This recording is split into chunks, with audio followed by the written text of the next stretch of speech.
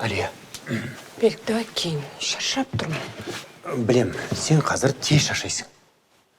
Бірақ созуға болмайды. Екеумізге сөйлесу керек. Алия, қазір біз әрине өте қиын кезеңдерді өткізіп жатырмыз. Маған не үшін айтпағаныңды түсінемін. Бірақ менің айтайын дегенім,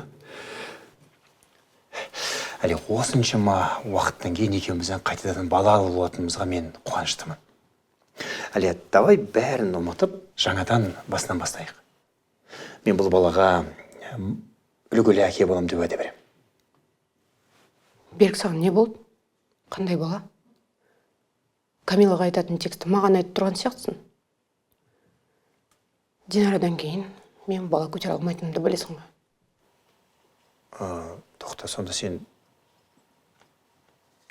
жүкті емессің бе? Жоқ, қайдан шығарып алдың? Не?